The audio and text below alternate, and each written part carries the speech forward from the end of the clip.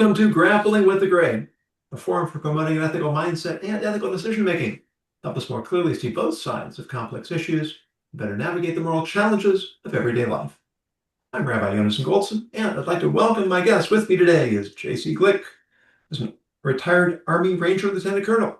He's a leadership, strategy, and culture advisor, as well as CEO of the Commitment Foundation, the Commit Foundation. You know what? I'm going to start over again. Too many stumbles in one sentence.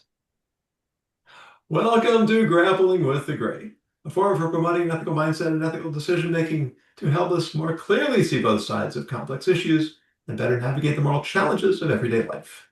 I'm Rabbi Yonason Goldson, and I'd like to welcome my guest. With me today is JC Glick, a retired Army Ranger Lieutenant Colonel. He is a leadership, strategy, and culture advisor, as well as CEO of the Commit Foundation, an organization that helps high-performance veterans find their next adventure. With us for the first time is Brian Reisman. As a software engineer and tech maven, he is also a professional speaker who works with leaders to promote a culture of trust and trustworthiness in work and in life. And Sue Tinnish is an executive coach, employing a unique blend of soft skills and technical knowledge, as well as a peer leaders group chair with Vistage Worldwide Incorporated. Thank you all for joining me today. Thank you. And here is the topic for today. A study published in the journal Human Brain Mapping suggests a variety of benefits that accompany modest behavior. These include better acceptance of constructive criticism and superior regulation of emotions. Modest people tend to be less self-centered and less emotionally vulnerable to rejection. Research has found that people who are intellectually humble have less need to be right all the time, which makes them better at examining evidence and evaluating which argument is strongest. Although the study did not address traditional modesty as relates to dress, the discarding of social mores has arguably contributed to the hypersexualization of modern society, leading to distorted perceptions, harmful stereotypes, and objectification, especially among women and girls. Social media has accelerated the cultural trend towards self-adulation, and common perceptions defining success in terms of fame, wealth, and power add fuel to the fire. Have we created a mindset that makes us more insecure, more dogmatic, and more resistant to the notion of personal growth? Is it true that we have to play the game to gain the recognition we need to compete? If so, is our desire for success increasing toxicity in our families, our communities, and our workplaces? If so, what can we do about it? The floor is open. Well, I'll jump in, Yonason. I work with leaders of businesses, and so they have senior leadership positions. And I really think it's interesting to think about this concept of modesty and intellectual humility when it comes to decision making and some of the traditional norms that we think about leaders. And so certainly leadership, at its most traditional level, people are, perceive that leaders have to be extra confident, that they have to be extremely decisive, that they don't necessarily question themselves. And so I think that this concept of modesty doesn't really play into that traditional view of what makes a good leader. Although I will say that I think the concept of leadership is changing dramatically in this new world that we live in. In what sense? Well, there's a much more of a focus on vulnerability. There's obviously strong needs for emotional support and mental support in organizations. You have a younger generation that doesn't necessarily set the same boundaries around work that people of my generation, the baby boomers, did. No boundaries. So they want something that leaders now have to respond to, to think that everyone's going to conform to the way a leader thinks people have to be, I think just diminishes that concept of intellectual, curiosity and being humble. Like the way that I did it isn't the only way to do it. And that's what I think is showing up in the workplace today. Yeah, it's interesting. One of the new words out there is followership. Sure. Yeah. Right? And in order to be a good leader, you have to find a way to make people trust you and want to follow you. Yeah, I've studied followership, and honestly, that's one thing that all leaders have. They always have followers. If you don't have followers, you're not leading anybody. Yeah. JC, I think you have some experience with this, no? A little bit. I would really echo a lot of what Sue said, with one exception. I don't think this is a new concept for leaders. I think this is ancient, to be honest with you. If we look at some of the great leaders, whether we're talking about Marcus Aurelius or we're talking about Rogers Rangers, Major Rogers, reading his journal. I actually write about it in one of my books, how humility is a key. It's a key characteristic for all leaders to have. And if you read journals from Washington, if you read Martin Luther King, if you read Gandhi, the amount of humility is quite amazing. I will tell you though that there is a difference in my mind between modesty and humility. Modesty it comes from the Latin word of measure, and humility comes from a Latin word that really means grounding. So when we're talking about modesty, you can have modesty without being humble, but I would argue that you probably can have humility and not be modest. So one is an epistemic way, a way of knowing, right? So humility is epistemic, it's internal, it's a knowledge thing. Modesty is based on a social contract, right? What we believe is modest. In some senses, a certain behavior may be seen as modest, then another realm would be seen as bragging. And so I think I separate those two things. But I think that, this idea, and I think that it's an age-old problem where we raise young leaders to think that you have to be sure of yourself, as opposed to you can be confident and not be sure, right? I think as the leader in combat, I think I was confident many, many times. I was never sure because, and I think I've mentioned with you, Giannis, and, I'm a big Ellen Langer fan. There's no way of truly knowing because everything we know is changing. So I think that, once we realize that, we really control nothing in the world, that's a pretty humbling thing. And I think that if we can focus on, can you be authentic and humble? And can you still gain, as you talked about, as kind of the thing that was juxtaposed here was the idea of how do you get noticed? I think in today's world, I think you can be, if you have something good to say, you'll get noticed.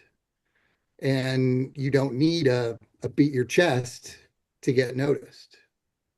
Yeah, I mean, your distinction between humility and modesty, I think, is very much on the mark. That modesty is a behavior manifestation of humility. You remind me, I read once that at the Continental Congress, um, you had all the framers who were brilliant men, many of them with raging egos, and George Washington, who particularly want to be there, and who didn't really consider himself an equal.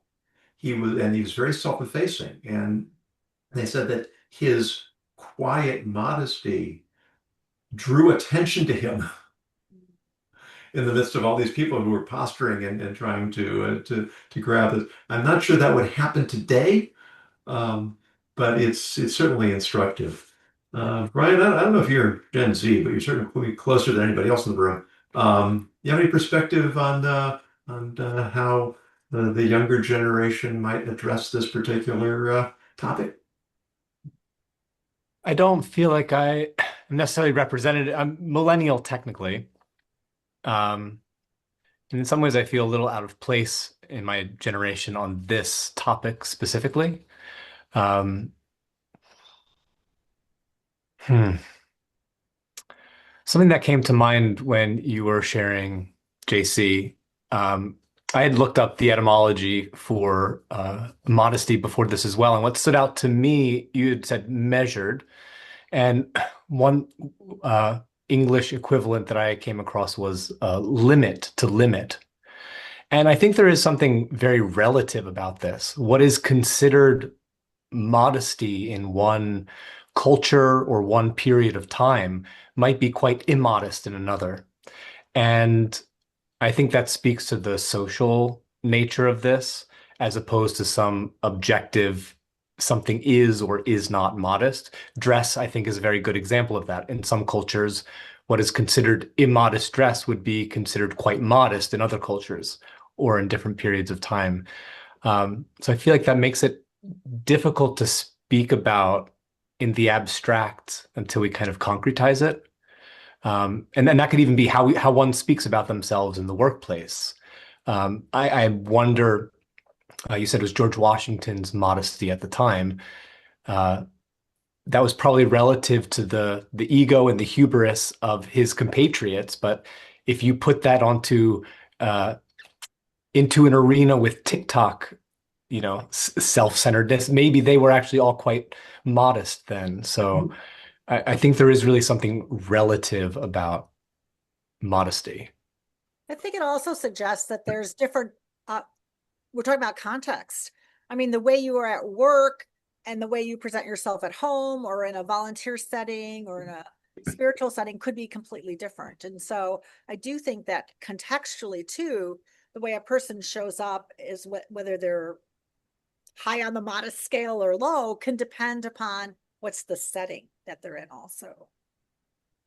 This does seem slightly antithetical to authentic to me, though, which was a word that had come up earlier.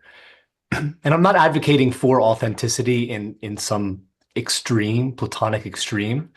But again, going back to measured or limited, it seems like a curtailing of unbridled authenticity, which I think, at least in the way that authenticity is spoken about today, it seems people prize that, even though I suspect no one actually wants that.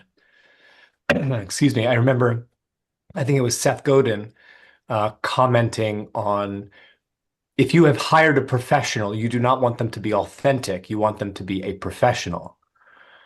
You don't want a neurosurgeon who's, not vibing today when he has to do work on you or someone you love, right? You want someone, I hope that there is enough discipline to overcome one's authenticity. So I think want that's to a add that. really good point, and it has come up before that it's not always appropriate to be my authentic self. If I have a job to do, I mean, think about it in terms of if I well here's one that came up a number of years ago. A county clerk in Kentucky refused to issue a wedding license to a gay couple Right. because it was against her personal values. Now, I have no problem that it was against her personal values, but she's not functioning in representing herself. She's functioning representing the government. Now, if I can't do that in good conscience, I need to quit and find another job. Mm.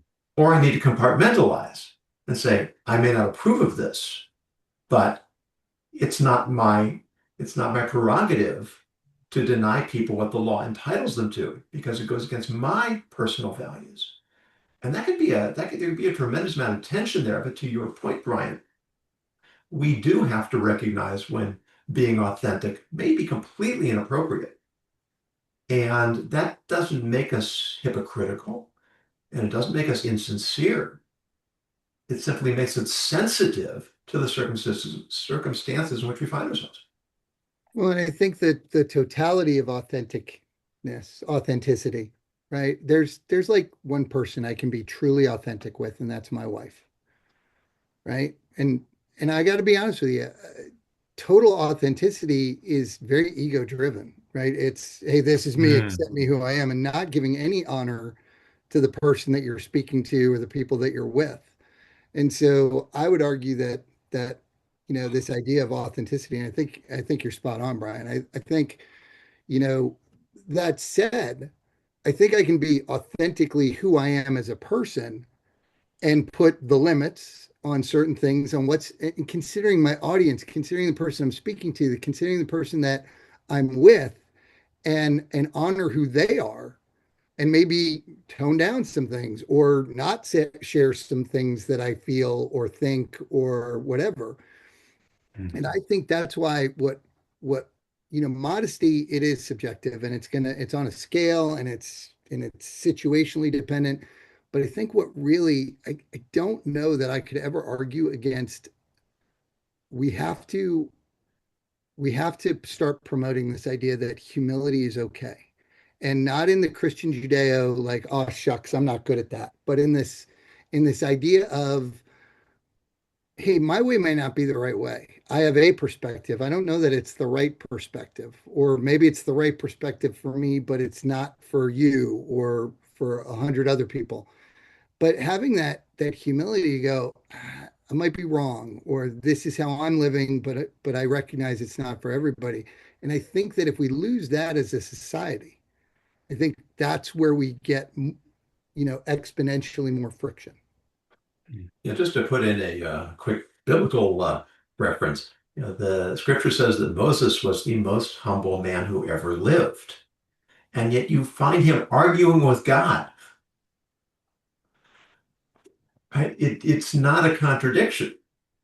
That, and just as we're talking about, his role as the leader of the Jewish people was to be their defender, to be their advocate. He would rebuke them, and then he'd turn around and he would defend them from God. And it never was about him. It was always about fulfilling the position in which he had been placed. And so even though he wrote those words, can you imagine God's dictating to you? You are the most humble man who ever lived. Okay, I am the most humble man who ever lived. And he's still humble after that. So there's nothing self-effacing about it. It's rather a recognition that my talents and my opportunities are divinely given. And then it's my job to make the most of them. Mm. Go ahead, Sue.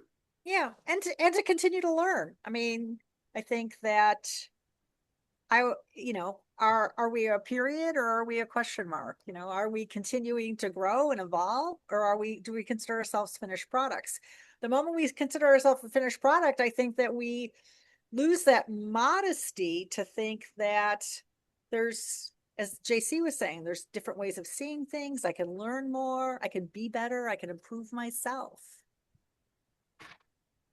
Goes A back to lot Bob of, Dylan, right? yeah. He's Yeah. not busy being born, is busy done.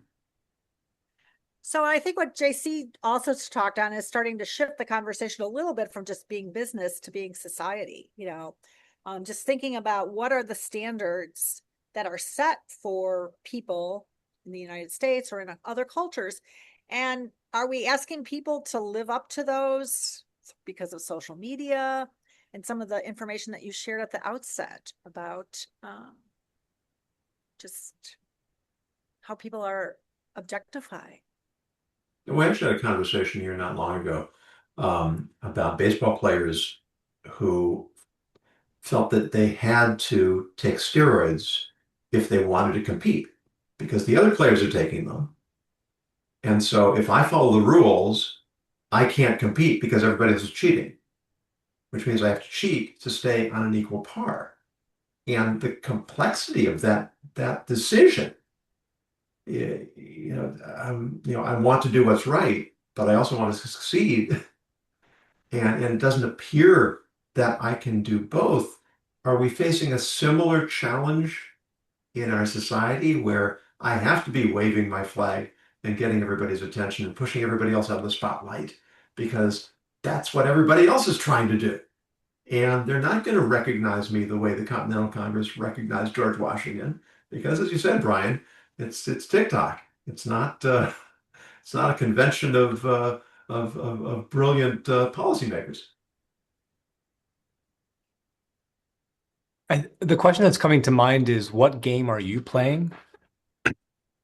if this is the sports, the baseball players, while someone who is not taking steroids would very likely struggle to compete against those that are taking steroids, I think it fails to see that there's actually two separate games being played. I'm not deeply versed in this, but I believe that there is some parallel to Olympics that is starting to take place where performance enhancing drugs are allowed, but they are separated as two separate arenas. And I think while there was one game, there were two news stations at one point in time, right? There were three studios in Hollywood. Um, I think we all exist in much smaller ecosystems, even though we all have visibility into the other ones. And the question is, are we playing by the rules of the game that we want to participate in? Um, and my mind goes back to norms around dress. You had mentioned that in the introduction, right? Um, Not everyone needs to play the same game, and not everybody does. And I think what is missing from the conversation, at least in part, is not there's one game to play, how well are you playing it, but have you chosen which game you're playing? Whether that's around how you show up on the internet, how you dress in public, what is or isn't allowed in your company. Um, yeah, and I think that puts a little more responsibility on us as individuals to define what are the bounds of the game that we are choosing to play within. And those are self-imposed limits. Yeah, very cultural, right? They can be cultural in terms of society, the country, the religion, but also the organization that you live in. Well, I think there's an epistemic piece to this in which is what are you comfortable with, right? So maybe you're comfortable waving that flag to get noticed. There are certain things that I will do, whether it's on social media or in public that I'm comfortable with. And there's certain things that if people have asked me to do that I say, yeah, I'm not going to do that. I'm sure I can totally imagine somebody doing that, but I'm not that guy. And I think, and maybe I'm, advantaged in that maybe I don't think I need to do that. Or maybe I just feel like, hey, what I'm trying to do doesn't marry that, right? I mean, I had this great course at Tuck, great professor who, once said about, companies making public statements about things. He said, if it has nothing to do with your business, don't make a statement about it. So when I look at things that I'm either asked to do or somebody makes a suggestion, I go, does this fit who I am? Does it fit the message? Does it fit, for my organization? Does it fit the brand? And if it doesn't, yeah, like there's no point in doing that will detract from one of those important things. Well, of course, that all starts with core values, which can lead us back to where we started. For how many businesses, for how many people, is humility a core value? And I think you sort of touched on it earlier, JC, that I think there's a misunderstanding of what humility is. It's not denying one's ability or talent or contribution or achievement. It's keeping it in perspective. It's not believing that I'm better than you are as a human being because I can do things or I have done things. In my leadership training course, I talk about I quote Pastor Rick Warren, who said that humility is not thinking less of yourself, it's thinking of yourself less, which I think is a wonderful soundbite. Yeah. And really hard. And I think that that's the other piece is that it's not natural. It's a learned humility is a learned behavior. It's a learned value. We don't come out of the womb knowing how to be humble. We may have certain character traits that lead more towards that, but it's a learned trait. And look, we are all the stars of our own movie of life because that's how our conscience is set up. So it's also about being kind and being able to recognize, like, "Ooh, I wasn't humble here. Okay, here's how I can do better next time." But I think that's a really important thing, is that you don't like flip a switch and all of a sudden you're humble. I think, it's a learned behavior, it's a practice behavior, and it takes constant, because everything in our brain from our amygdala on is worried about us surviving, nothing else. So now I've got to be thinking about, okay, I've got to fight that base instinct and not think about that and think about everything else. And that's really, really hard, especially, and let's go back to the beginning of this, when the world feels like it's against you. You're competing, as opposed to, you know, you're not competing with anybody. But I think that's the challenge. It also goes back to your initial distinction. It's very much a principle in Judaism that external behavior shapes internal attitude.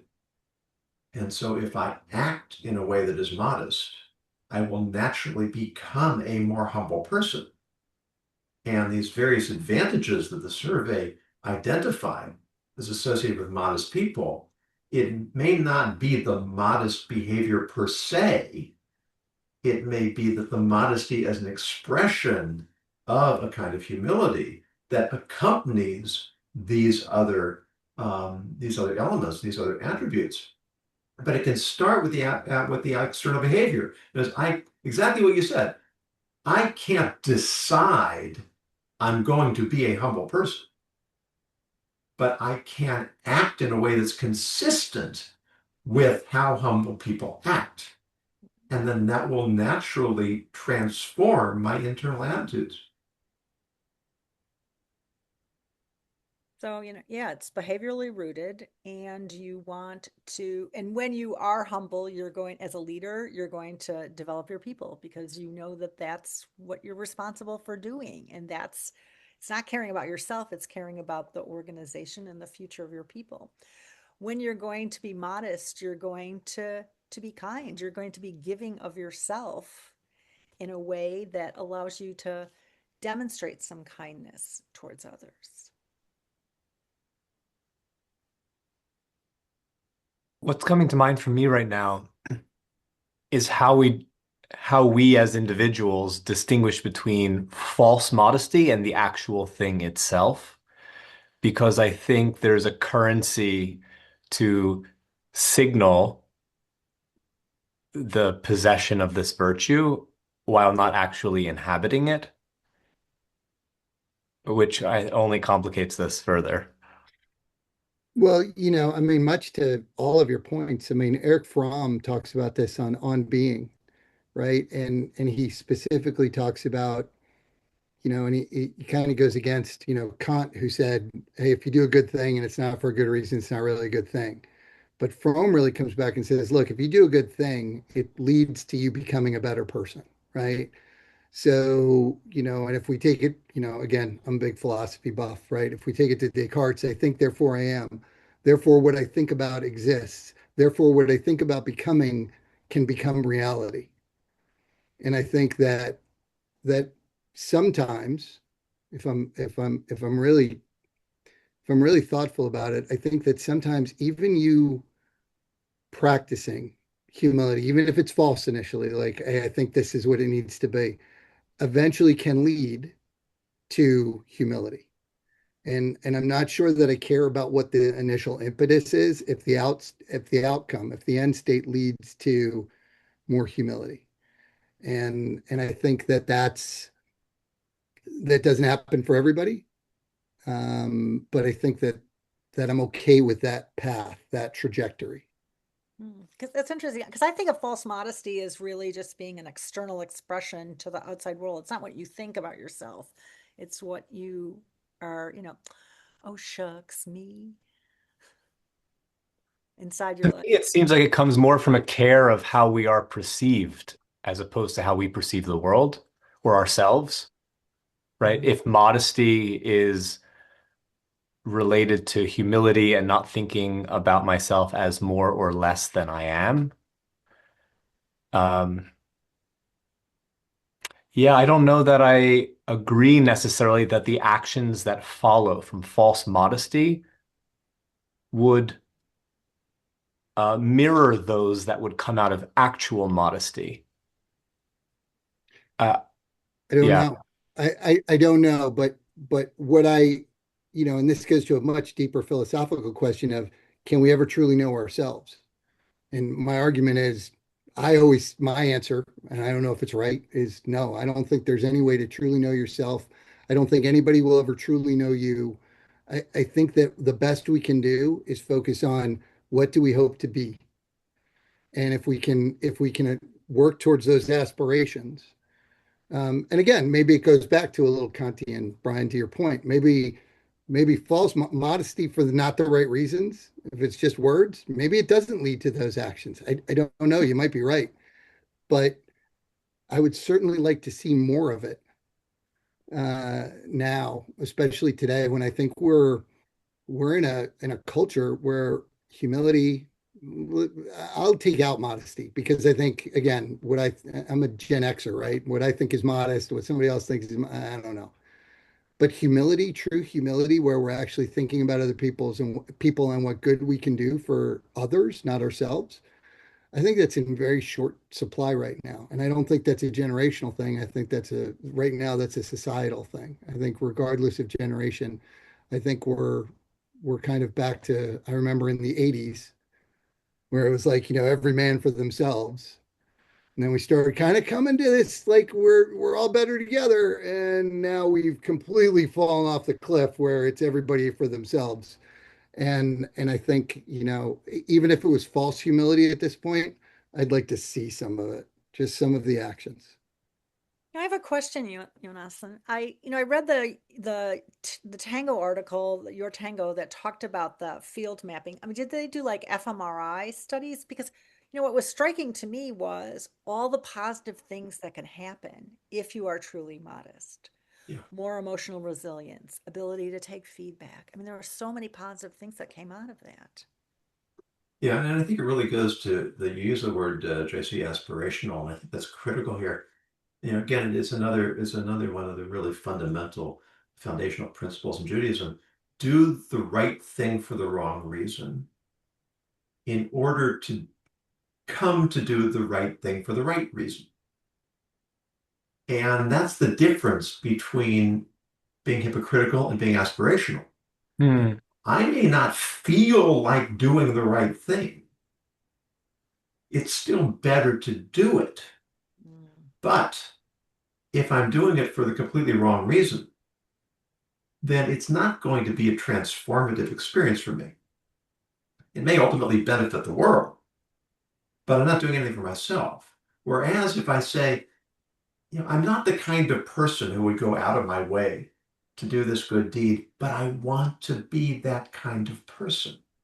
The intention. And I know that by acting in a certain way, I'm moving myself towards that self-transformation. Now that becomes a tremendous act of aspiration, and it is something that will inculcate positive, beneficial, admirable qualities in me.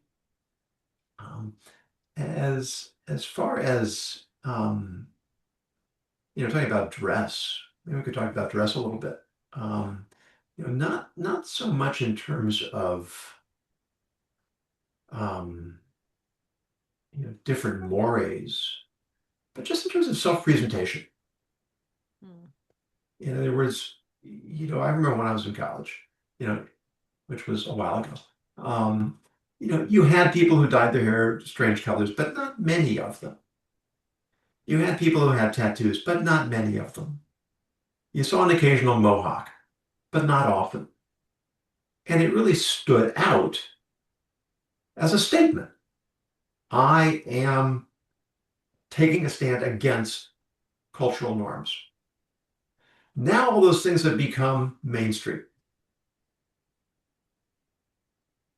Is that good for us? I mean, a lot of these things seem to be more and more extreme ways of attracting attention. Yeah, I mean, I remember when I got on a plane, and when I go out, I wear a suit and tie, and I got on the plane, and the flight attendant, who was a little older than the norm, she said to me, "It's so nice to see someone who knows how to dress when they travel." Versus in their pajama bottoms and slippers even. And and there was a time in the 60s when air travel was just becoming new that people would actually dress up to get on a plane. Now, I don't think that's necessary, but I certainly do see people in, you know, attired in certain ways that I don't particularly feel fully comfortable with. Um, is this just social norms readjusting themselves, or is there something more substantial going on with this? I don't see it as for attention in the way that you described when you were in college, which I could see perhaps at that time that being the case. For me, I think it's more a signal of belonging to a group, to a mode of being in the world. I am someone who fill in the blank. It's a way of identifying, especially as we are more interconnected, let's say, because of the internet, social media. Um, I think there is some human instinct to find our people, our tribe, and there are different ways to find that, to identify ourselves as being one of those who dress well, those who dress very casually and informally, those who are uh, always in athleisure. What I think clothing is just one way of doing that, and we have lots of them. Um, that's more what sticks out to me. I've heard it said that culture is uh, people like us do things like this. And that could be true for a religious community. It could be true for, the goths in high school or oh, I'm forgetting the name. Juggalos, is that clown? Mhm. That is its own. People like us do things like this. And I think with the unification and the interconnectedness of everyone, there is a desire to like, where is my corner? Who are my people? Because I don't know if we know how to operate in a single community of millions, hundreds of millions, billions of people. Look at Brian coming out with the Gen X, insane clown posse reference. I freaking love it. I completely agree. I think it's a way of belonging. It's a statement of this is how I align myself. And but I think you get to another point here, which is I'm not even going to say interconnectedness. I'm going to say the hyperconnectedness of the world today Mm. is where we're seeing all this friction now come from. Because before, maybe we didn't see a person that looked very, very different or had very different set of values or beliefs. And now society's success relies on your success relies on those people many times. And now I think we have to get to like, I'm actually okay, right, with kind of I think it is an evolution of kind of mores personally. I'm not sure it's any deeper than that. Maybe it is. And honestly, I haven't thought about it enough. But I do think that, the social contract that we come into, what's the most important part of that social contract is I agree with Brian. I think that at the base of and if you read Transcendence, at the base of human needs, it's not Maslow's needs, it's connection. It's belonging. We have to be connected. And how do we expand so we let people who don't have the tattoos, who don't maybe dress in a suit and tie, how do we get all those people together so that they can be mutually beneficial to each other and society writ large? And I think, again, when I look at modesty and I look at, and we go from judgment to judgmental, right? I certainly have judgment. Somebody comes in with booty Mm. shorts and a crop top on the airplane, I'm not going to lie. I'm thinking some things. The important piece is I don't act on those things. And I then take it another step forward and bring it into the prefrontal cortex and go, okay, so why is that person so different than what I'm thinking of is appropriate? And it's not that I should have a lack of judgment. That's a human characteristic. But do we take it and become judgmental and then, shame that person? Or, maybe the best thing we could do is, hey, you're dressed like that. Why do you dress like that? Like, tell me about your life. Tell me about, where this is for you. Because I don't understand. It's different than me. Because they may look at you and assume, like, I'm going to tell you, I refuse to wear a tie. I will not wear a tie. Ever since I got out of the military, I said no more ties. I think I've worn it twice since I've gotten out. And my wife is now, she did as a joke, she got me an ascot. And so now I wear ascots instead of ties. You want to talk about somebody who does not look modest or humble when they're walking around in an ascot, but that's my thing now.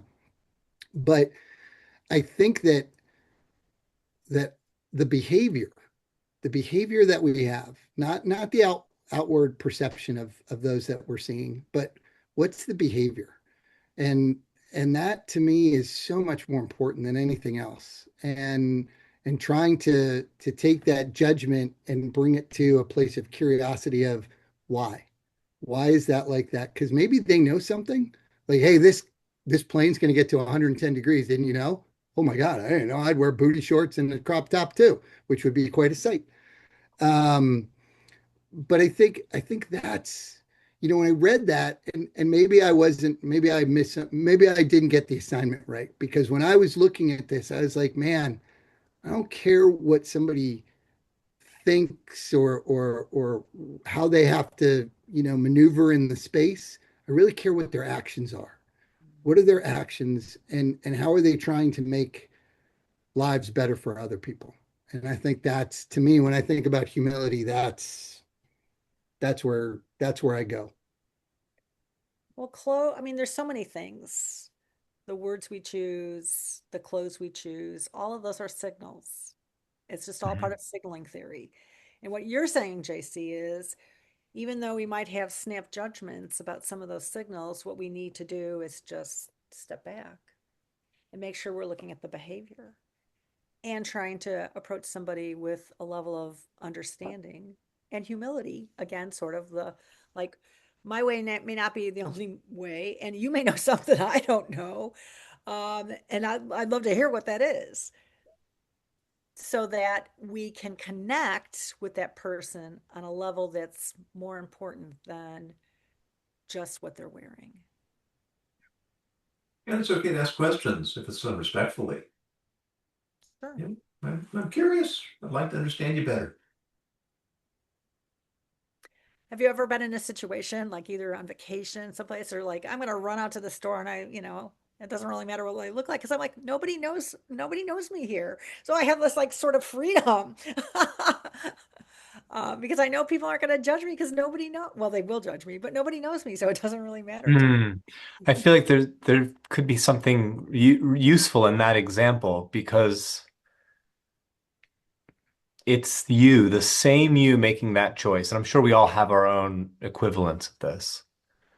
But the social component of the judgments that someone may hold of you are not people that are in your life. Right. So there does seem to be,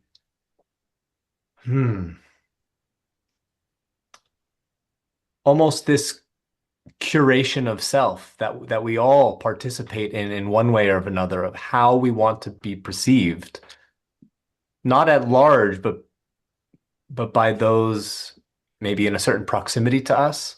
Yes. And yeah, I can't help but feel that there's a level of manipulation in that or control. I want to position the optics around myself in the way that I think is so much easier to see on social media. But the more I look at myself, the more I laugh at all of the ways I do this exact same thing. And in a lot of ways, I endeavor to untangle those. I might still make the choice that I make, but I want it to be for myself as opposed to controlling the optics around me. Because people will still judge me and all of us, regardless of the efforts and the contortions that we go through to be perceived in a certain way. Uh, yeah, I don't know, that just stood out to me. No, I think you're right. I think though there's a lot of trauma that we miss in a person's life that can prevent them from doing that. And I'll share with you, kind of so I'm 6'3", 230 pounds. I'm a pretty big guy, former veteran, I'm a veteran, I look exactly like they expect me to look. That said, they also expect me to be dumb, right? Big Hmm. guys are dumb. Big guys are stupid.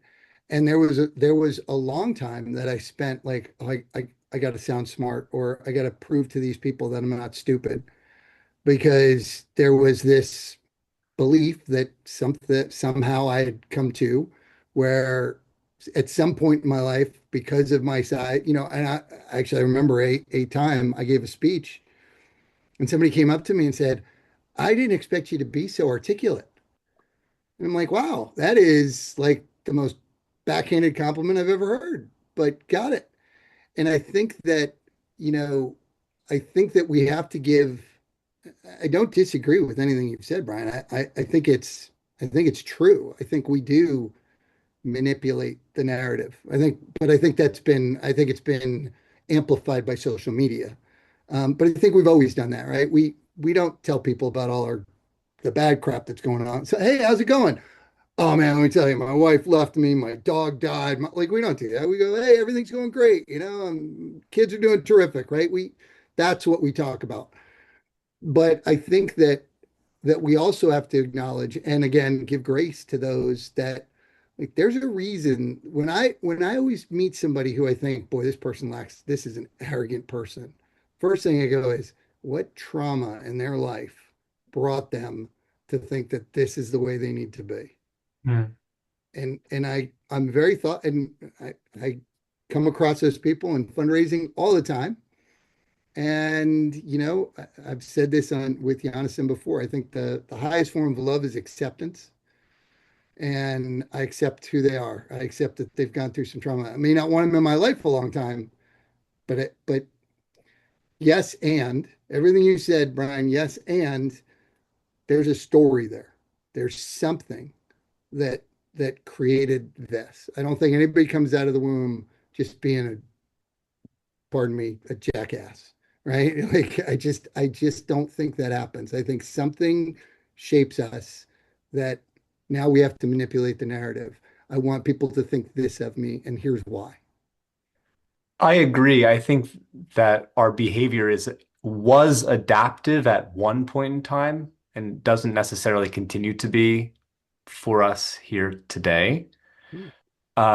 And I also agree about love and acceptance. I think there's something, at least for me, that resonates as correct in that. How do you square that with the judgment you were talking about earlier that precedes judgmental? I I definitely would support and advocate in myself, I hope for myself, that when I notice judgments, that they don't materialize into judgmentalness, but that there is judgment, Mhm. to me seems as though there is still a knot that hasn't fully been untangled to give way to that loving acceptance. I think that to fight, personally, I think that to fight judgment is to fight our basic wiring. I think that judgment is what keeps us alive, right? It's how you decide, like, hey, this food smells funny. I'm not going to eat it, right? That judgment is kind of what keeps us alive. So it's hardwired, and so it's okay. One of the things I write a lot about is a lot of things that we see as negative are certainly negative, and they're hardwired into us for our survival.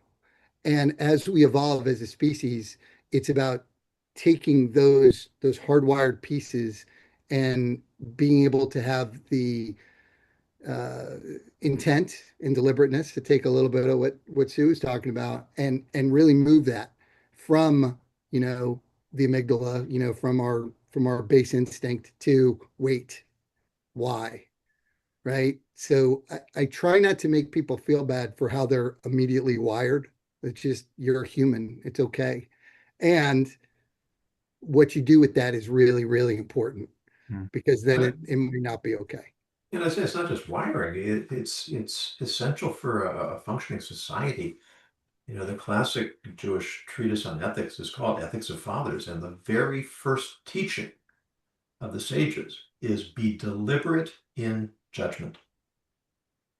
They don't say don't judge, because we have to make moral decisions. What's right, what's wrong, what's good, what's evil, what's appropriate, what's inappropriate, what fits the circumstance and what isn't, what doesn't.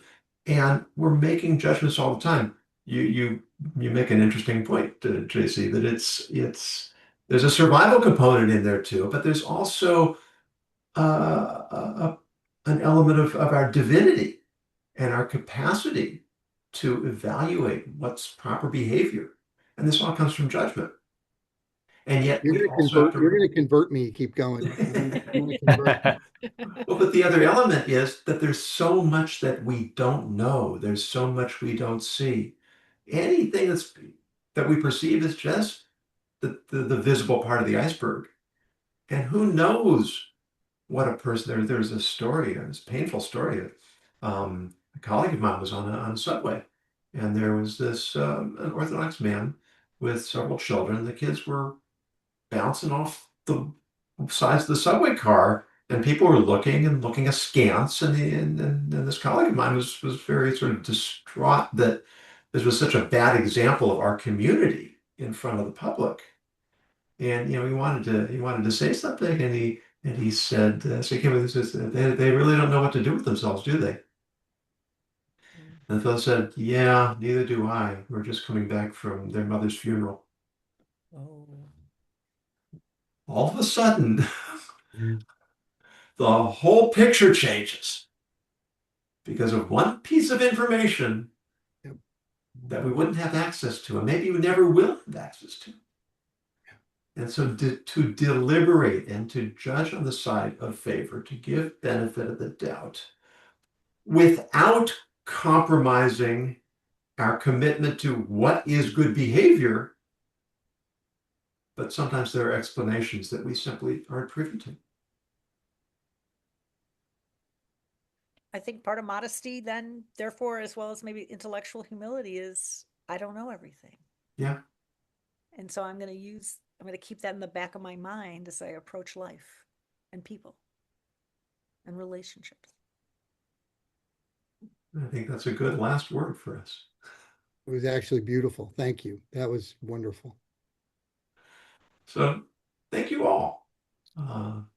Lively discussion as expected. For those of you who are watching, sometimes we have backstage conversations that continue. If you'd like access to those, please go to my Substack. You look into becoming a premium member there. And if you have a topic you'd like us to take up for a future episode, go to my website, ethicsninja.com.